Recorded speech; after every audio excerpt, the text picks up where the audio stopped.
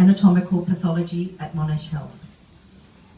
The more educated we are regarding breast cancer and how it forms, spreads, it's detected, and the treatment options, the easier it will be to make informed decisions and choices, should you or someone you love ever be faced with such a diagnosis.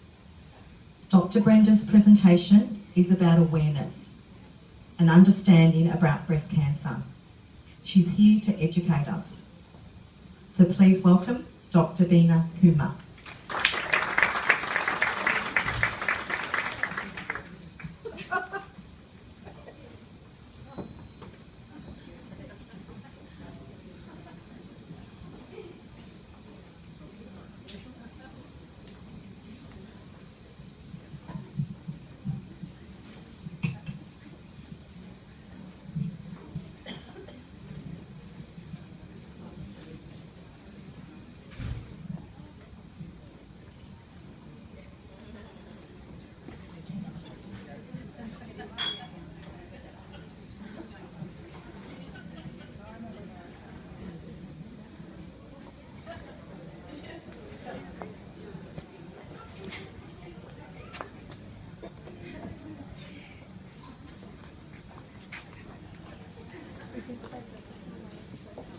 Okay, I don't want to scare anybody saying, oh, breast cancer, because there's an educational side, so this talk is going to be more about what it is and where you could go for help and what you should be doing.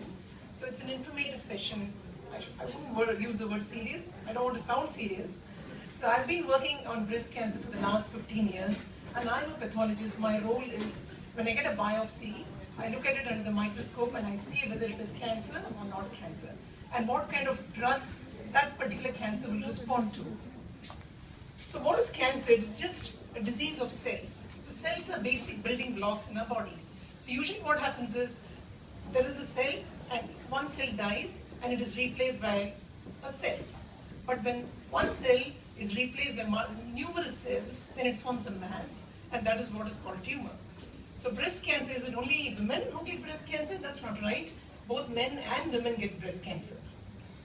So what are the risk factors for women to get breast cancer? One is the age. Usually it's after 50 that you get breast cancer, but there are young women getting breast cancer. A strong family history is a risk factor. The BRCA1 and 2 genes, if you have mutations in those genes, that's a risk factor. Being overweight after menopause is a risk factor. Lack of physical activity. Women who are on long-term hormone replacement therapy, they are at a risk of getting breast cancer. So these are the factors, and we should sort of be aware that, oh yes, physical activity is very important. When you're on hormone therapy, make sure that you go to the clinics and get your mammogram done. So these are the risk factors. And having children and starting to breastfeed at a very early age is actually preventative. It helps the women. So what are the risk factors in men? It's sort of similar, older age, strong family history, the BRCA1 and 2 mutations.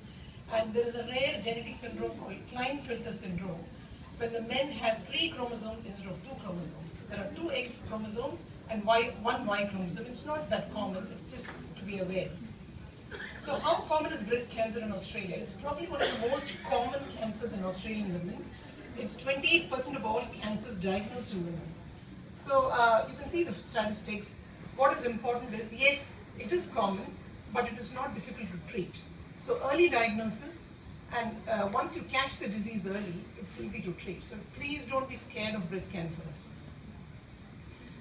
So it's very important to know what are the symptoms. Any change in the breast. So feel your breast every day when you have a shower. Whatever your age is, doesn't matter. Even if you're 20, please feel your breast. See if there's a lump. If there is a lump, go to your doctor immediately. Has the breast changed in size and shape? That's very important. Is anything coming out of your nipple? Do you have a discharge? Do you have a white colored discharge? Do you have a bloody discharge? It's very important to be extra conscious. I had nipple discharge and I was sort of ignoring it for a long time, and then once I started working as a pathologist, I thought, I better go to the doctor. It was a benign thing, removed, I'm happy now. So, and then any change to the color of the skin on the breast, that's very important. And if you have unusual pain, especially if you have pain in one breast, very important, because when you are close to your menstrual periods, you have pain and heaviness in both breasts, that's okay. But if you have pain and lump in one breast, that's something to be cautious about. And then once you have, sometimes people don't have any symptoms. They just go to the doctor, get a mammogram done, and they're diagnosed with cancer. So that shows the importance of having mammograms regularly. So that's just it's a cartoon representation of what you should be doing. Anything, any change in the size of the breast, any change in the skin on the breast, any discharge from the nipple, please be aware, please be extra cautious. So what kind of health professionals do you see during your journey? So if you have a lump, go to your GP. So the GP feels the lump and sends you off for various other tests. And what are the tests? They're usually x-rays, they're usually biopsies. The radiologist does the x-ray. Pathologists like me look at the biopsy and tell you whether it's cancer or not. We never talk to the patient directly. We do so much work behind the scene, but it's the treating doctor who tells the patient whether the patient has cancer or not. So once the breast cancer is diagnosed, which doctor will you be seeing? You'll be seeing the breast surgeon. Now, breast cream, it's very important. I think Australia we are really in a lucky country because the government puts in so much money to run breast creams in various parts of the country. So please make use of the facility which we have. Anybody who's aged between 50 and 74 should be screened once in 2 years. And breast screen is so fantastic. They keep sending you reminders, they send you text messages. They will not leave you till you get an appointment with them. So make use of it. And if you're below 40 years of age or above 75 years of age, you really don't have access to breast screen, but they're not totally strict. So if you walk into the door and say, I'm not comfortable, can I have a mammogram done? Breast screen will help you, but the route is to go to the GP and get it done through the GP.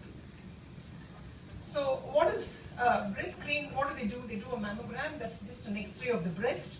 It is free. It takes 10 minutes. Does not need any referral from your GP. You can just walk into a breast screen if you're over 50, and it's usually done by a female radiographer, so you're comfortable. And then it's available at a clinic very close to where you live, because there are multiple centers run by breast screen. So the diagnosis of breast cancer, mainly what are the important parameters? One is physical examination, which your GP does. Mammograms done by the radiologist, ultrasound done by the radiologist. There is something called MRI, which all women don't need, but only women who have a very dense breast or have a very strong family history have to get an MRI done. Mammograms and ultrasounds are usually free, but MRI is not free, so you have to be aware of that. And biopsy is when a tissue sample is taken for further investigations. So mammogram, don't get scared of mammogram. It is a low dose X-ray. It doesn't harm you at all. So during mammogram, the breast is actually pressed between two plates, and it is a bit painful, but it is just so momentary, it gets done very quickly. As a routine, both breasts are usually checked during your visit to breast screen. Now ultrasound again is a very painless procedure where you use sound waves to look at a picture of your breast. So there you can see a lesion there, so that is how a tumor looks. Again, if mammogram doesn't pick up some abnormalities in the breast, that's when you need an ultrasound. Again, as I said, MRI, not all women need MRI, but when your doctor recommends, I know it costs money, but it is an important test to make sure that, to know how big your cancer is, if you have cancer, how big the tumor is, how much of the breast has to be removed. MRI will tell you all that information. So what is biopsy? A biopsy can be of two types. One is a co-biopsy. A woman has a lump, so she goes to the radiologist, they take a small piece of tissue, usually done under local anesthesia. Sometimes when they can't see the tumor and they don't know where to biopsy, then they take a bigger chunk of tumor. So that is called a surgical biopsy. That is done under general anesthesia. So this is what I do every day, and that's how tumor cells look. Blue and pink. Pink is the cytoplasm and blue is the nucleus. More blue it is, because the nucleus that it gives me the information that it is tumor. So what are the factors what are your chances of recovery and what are your treatment options? So the stage of cancer is very important. See, if it is a small lesion, just 5 millimeters, 10 millimeters, just restricted to one breast, just don't worry at all. The lump is removed, it's gone, and the surgeons are so good, they take adequate margins around the tumor and the patient is cured.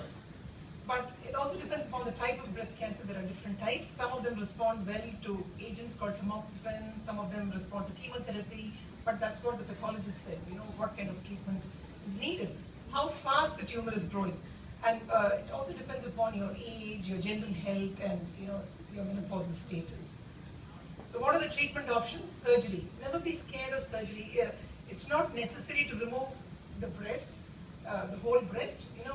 Nowadays most surgeries, they only remove the small lump, that is the tumor, with some amount of normal breast tissue around it to make sure the whole thing is gone. But it's only in people who have a strong family history or things like that. A bilateral mastectomy is recommended. Not for everyone. So don't be scared of surgery. It is quite a restrictive surgery these days. Hormone therapy again, chemotherapy, radiation therapy, these are all the treatment options. Now, you can choose your treatment options actually. The most important thing is to know your options. So, say you have breast cancer and you don't want to, you're in a particular, say tomorrow I turn 80 and I am diagnosed with breast cancer and my doctor comes to me and says, your lump has been removed but it is grade 2, so I would probably recommend chemotherapy. I might say, I don't want chemotherapy, I'm happy this way. I've lived 80 years, I've lived a happy life, so I may not want chemotherapy. So you can choose your options. Again, as Jane said, if you're not happy with your doctor, go to another one, take a second opinion, and finally the decision is yours. Do you want the lump to be removed? Do you want the breast to be removed? Do you want chemotherapy or not want chemotherapy? It's your choice really. So the take-home message is awareness, awareness, awareness. It's not, I didn't mean this to be a scary session. So survival rates, actually, though we say there's so much of angst around breast cancer, but I think it's one cancer which is, there's so much awareness, it's easy to diagnose, it's easy to treat. Only thing is early detection is what is most important. You have so many tests now, the government has pulled in so much money into breast screen. So once you have early detection, it's a small lesion, you're cured. So, and then women less than 50 years of age, be regular and diligent with self-examination. Any symptoms, don't have a very low threshold for going to the doctor. Even if there's a nipple discharge, go to your doctor immediately. Women who have strong family history, go to your GP regularly. Women who are more than 50 years of age, be regular with your visits to breast screen.